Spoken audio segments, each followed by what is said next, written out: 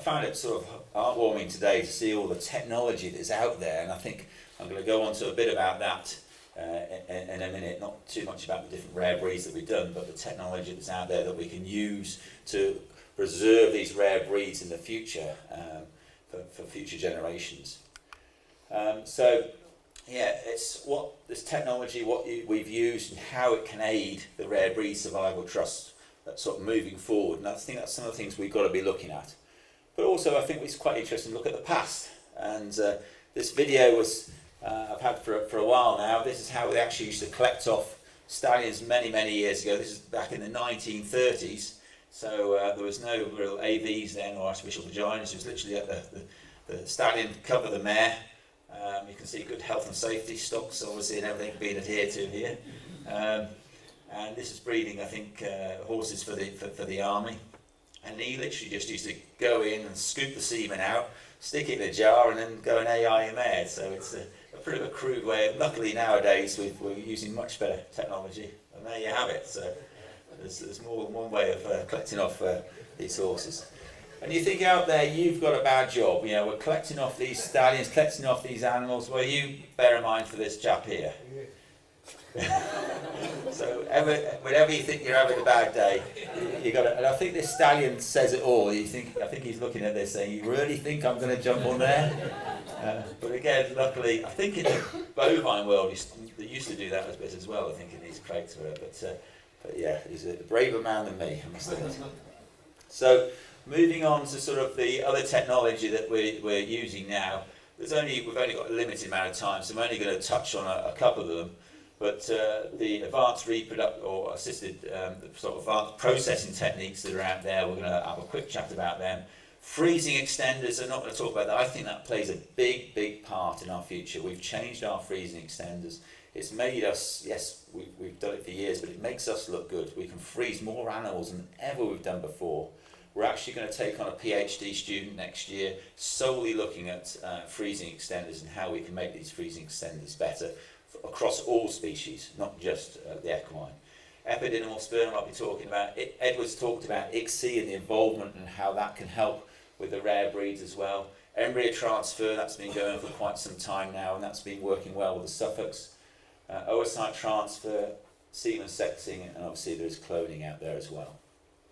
So the one bit I'm touching on is the seminal plasma. And we've actually, here we are saying we're giving something back to the rare breeds. We've actually learned stuff from the rare breeds as well. And we had, I think, 4 Suffolk stallions came into us at once, and we were seeing a problem when we were getting the stallions collecting from the collection area. As soon as the semen was coming into the lab, it was dying off very quickly. And whenever you look at semen, usually you can tell what's wrong with it by just looking at it. And it was getting this like toxic shock from the seminal plasma. So we started to add extender into the bottles. So as soon as the stallion ejaculated, it was mixed with this extender. And we suddenly saw the semen was actually lasting a lot longer. And now this technique we can do on nearly every single collection right across the board. Because we find that some stallions it does work on, but some it just improves by 1 or 2%. And I always think whatever you do in the lab, it's amazing. At the end of it, whatever you start, whether you wash the stallion's penis off beforehand or not, right the way through, collectively, it can make a huge difference at the end. So getting that stallion semen to freeze. So it's looking at the whole. So this is what we learned from the Suffolk punch. And this is a normal ejaculate, and this is a ejaculate with a high volume of seminal plasma. You can see it's very weak, and this is quite toxic to the semen. So that's all we did was add something to it.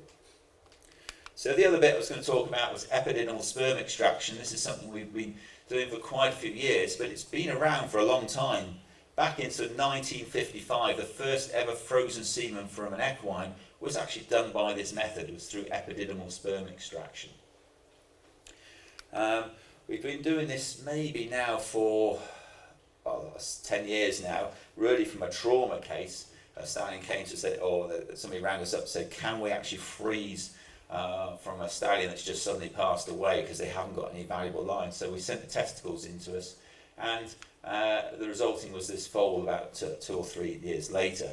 I think this is something we should be looking at for the rare breeds. If you suddenly have a rare breed that suddenly dies for one reason, you don't have it in the gene bank, if you can get the testicles to a place they can actually sometimes, even up to 48 hours old after the animal's passed away, we can actually preserve those genetic lines. And I think we did one the other day, didn't we, Ruth? I think we got 20 odd doses from that animal, and it's worked really well. And usually, as long as the animal hasn't been sick for a long time, the success rates are very, very good.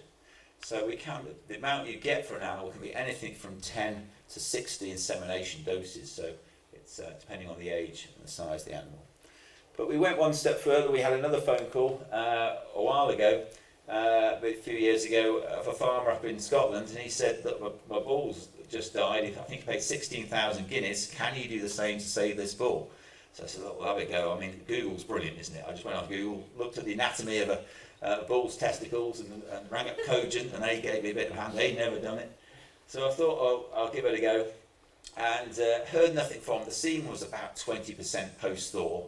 I think I put a lot more in a straw than I should have, but anyway, packed it off back up to Scotland.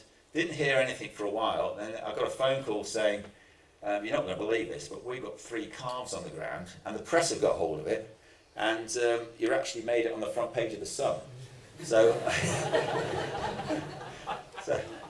which is always great. It's been a great sort of story for years.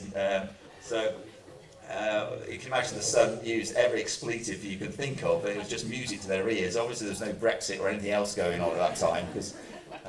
So it was a great story.